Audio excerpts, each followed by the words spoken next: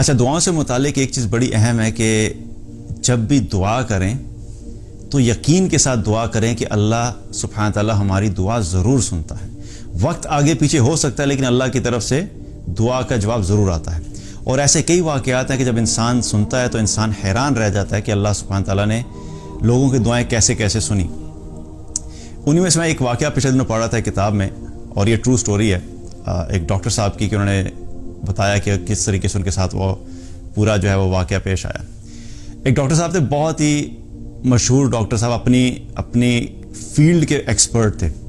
اپنی فیلڈ کے جو ایکسپرٹ تھے تو ان کا کیا تھا کہ انہیں کسی ایک سیمینار کے اندر انہوں نے کہا کہ مجھے انوائٹ کیا گیا، اور وہاں پہ میں نے کسی دوسرے ملک میں جا کے میں نے وہاں پہ ٹاک دینی تھی، اور اس کے بعد مجھے انہوں نے ایک شیلڈ دینی تھی ایک ریکگنیشن کے طور پہ، جو پرفارمنس کے طور پہ. کہتے ہیں میں جب فلائٹ لینے کے لیے جب گیا ایئرپورٹ پہ، تو ایئرپورٹ پہ جب پہنچا اپنی فلائٹ میں بیٹھا، فلائٹ آن ٹائم تھی، اور جہاز جب فلائی کیا تو تقریباً ابھی آدھا گھنٹے کی فلائٹ ہوئی تھی. تو آدھے گھنٹے کے بعد فلائٹ میں اناؤنس ہوا کہ جی جہاز کے اندر کوئی ٹیکنیکل پرابلم ہے، اس کی وجہ سے ہمیں کسی کلوزسٹ ایئرپورٹ کے اوپر ایمرجنسی لینڈنگ کرنی پڑے گی. تو جب یہ اعلان سنا تو پریشان ہو گئے، کیونکہ نیکسٹ ڈے ان کے وہ جو سیمینار تھا. تو بہرحال جہاز نے وہاں پہ کسی ایک کلوزسٹ ایئرپورٹ تھا، وہاں پہ جہاز لینڈ کر گیا. اب جب لینڈ کر گیا سب لوگوں کو جو ہے وہ مسافروں کو اتار دیا گیا جہاز سے. اب یہ ایئرپورٹ پہ بیٹھے انتظار کر رہے ہیں کہ کب دوبارہ سے جہاز ٹھیک ہوگا اور میں جاؤں گا اور میں اپنی ڈیسٹینیشن پہ پہنچوں گا. کہتے ہیں میں سٹاف کے پاس گیا اور سٹاف سے میں نے پوچھا کہ یہ جو ایشو ہے کب تک ریزالو ہوگا. تو وہاں پہ موجودہ جو سٹاف تھا اس نے مجھے کہا کہ دیکھیے ہمارے کنٹرول میں نہیں ہے، ہمیں اس چیز کا کوئی آئیڈیا نہیں ہے کہ اس میں کتنا ٹائم لگے گا، اور کوئی اگلی فلائٹ بھی ایسی نہیں تھی کہ جو وہاں سے جا رہی ہو. تو میں نے ان سے کہا میری کل بہت امپورٹنٹ میٹنگ ہے، ایک سیمینار ہے، مجھے ہر حال میں اس پہ پہنچنا ہے.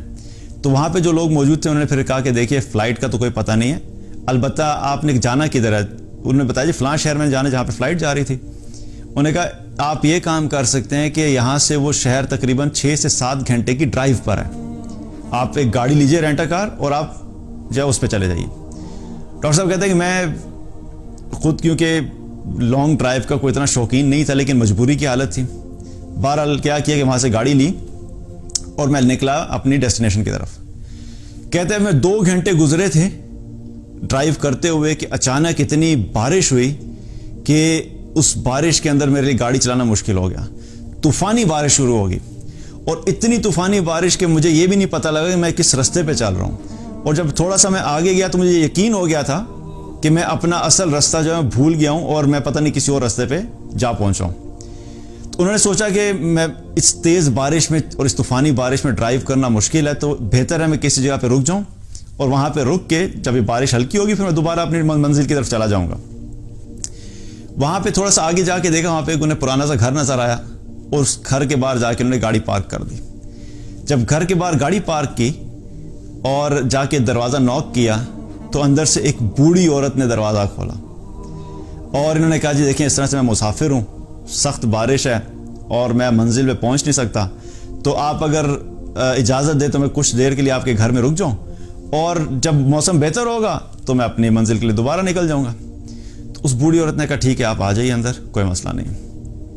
تو ڈاکٹر صاحب کہتے ہیں کہ میں وہاں پہ پہنچا، اندر بیٹھا، اور مجھے شدید بھوک بھی لگی ہوئی تھی. تو تھوڑی دیر میں اس بوڑھی عورت نے کیا کیا کہ میرے سامنے کھانا اور پانی لا کے رکھ دیا، اور میں کھانا کھانے لگ گیا. مجھے بڑی سخت بھوک لگی ہوئی تھی. تو اتنے میں کیا دیکھتا ہوں کہ وہاں پر ایک بیڈ پہ ایک بچہ جو ہے اس نے رونا شروع کر دیا، اور وہ بوڑھی عورت گئی اور اس نے جا کے اس بچے کو دوبارہ سے سہلایا اور اس کو دوبارہ سے سلا دیا، اور سلانے کے بعد اس کے پاس بیٹھ کے یوں ہاتھ اٹھائے اور دعائیں کرنے لگ گئی، اور مستقل دعاؤں میں مصروف ہے اور دعا کر رہی ہے. کہتا ہے میں نے دیکھتا رہا کہ یہ کیا ہے. تو جب وہ دعا سے فارغ ہوئی تو میں نے ان سے پوچھا کہ یہ کون بچہ ہے؟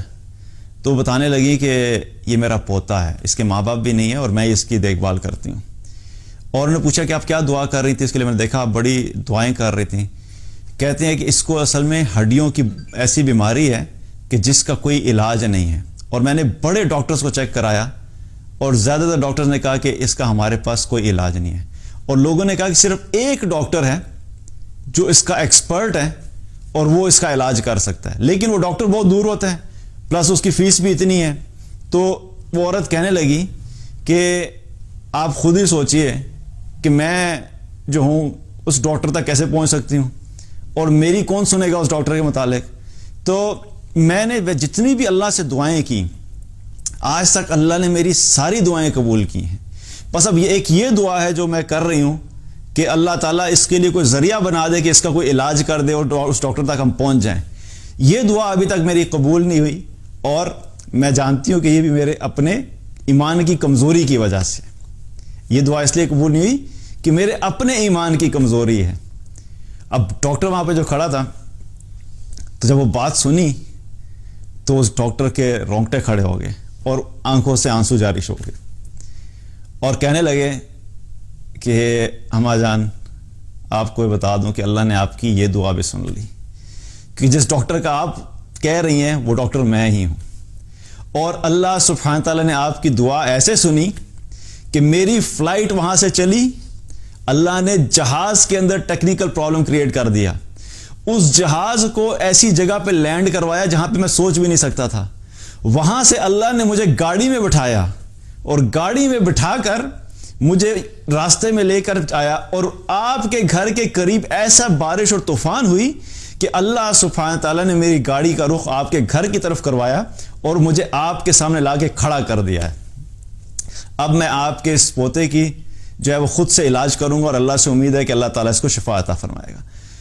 تو یاد رکھیے کہ اللہ سبحانہ تعالیٰ دعا جب سنتا ہے تو اللہ خود راستے بناتا ہے، اللہ خود اسباب بناتا ہے.